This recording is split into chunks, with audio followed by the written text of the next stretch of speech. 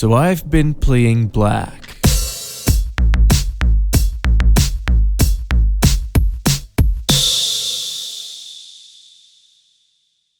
Now, this game is made by Criterion Games, aka the people that made Burnout. And what they did was apply the philosophy of Burnout to a first-person shooter, meaning... Bang! No dumb hand-holding story sequences, no minigames, no quick-time events, and no multiplayer. This is a game about shooting dudes, so that's what you do. The game does have a story though, or at least it tries to. Basically, you play through the flashbacks of a Black Ops soldier named Jack Keller. He did some things, some stuff involving terrorists, and now he's being interrogated. The story is just kinda there, really, and I wouldn't be surprised if nobody actually gave a shit. Especially since it doesn't intrude during the gameplay, apart from one or two instances where a character says some words while running. In fact, the devs even openly admitted to have designed the game completely without a plot, only to include it last minute. But yeah, the story is just a bunch of standard military schlock. I'm not a fan, but at least it seems like it's good at doing what it set out to do. I mean, to me it seems just as good / bad as every other modern military shooter, and it definitely makes good use of the Tom Clancy for Dummies handbook. The only thing about the story that really bugged me was that I was forced to watch it. Maybe it's some kind of commentary on modern day warfare, and they wanted the player to experience torture through an interactive medium by taking away the interactive part. But even then, I would have liked to be able to skip the cutscenes. The story isn't important in any way though, and what this game is really about is kinesthetics or game feel and sound design. This game, in my opinion, is the most satisfying first-person shooter ever created. Thing is, playing it makes you feel like a fucking god. It's like shooting the shotgun in Doom times 10 with every gun in the game.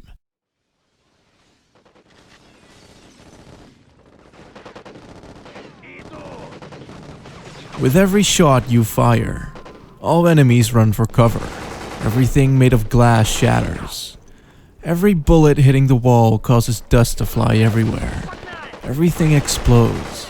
Everything breaks. And as the silence slowly creeps back, you wait for the dust to clear, to reveal the destruction you've caused. The game is in no way realistic, and it therefore shits on every other modern military shooter. Hell, even the bloody handgun has been infused with the anger of 1,000 butthurt video game vloggers. Like, there's barely even any music, just carnage and gun porn.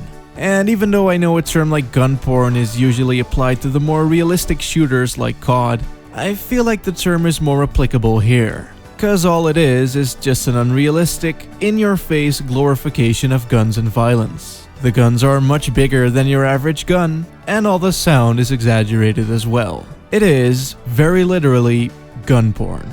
All that said though, it isn't a reckless game by any means. Thing is, the game still uses medkits, so there's a lot of tension during shootouts, especially when you're already low on health. And back when it came out, critics actually criticized the game for not being a complete mongfest. But I genuinely prefer the game this way.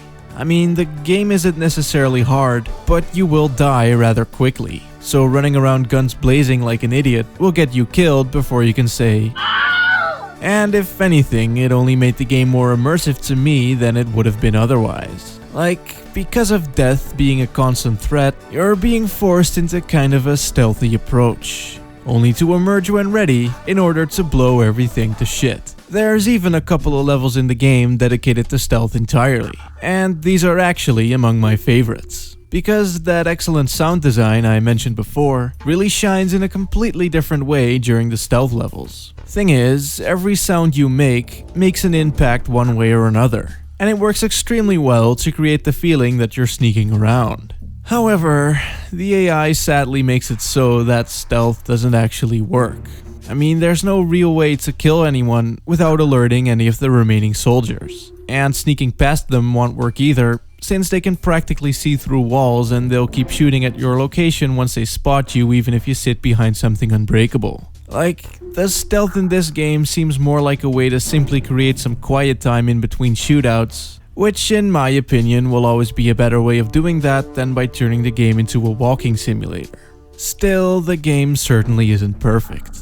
First of all, it is a console shooter, sadly, and the aiming isn't great. So because of that, there's lots of awkward strafing, and there isn't any way to adjust the looking sensitivity either. And while I did get used to it eventually, it's still kinda sucky. Also, for a game centered around gun porn, it's kinda sad that you can't carry any more than just 2 guns. There's tons of really cool weapons in the game, and I often found myself backtracking, only to pick up a gun I left behind in favor of a better gun that just so happens to have little to no ammo pickups in the level I was in.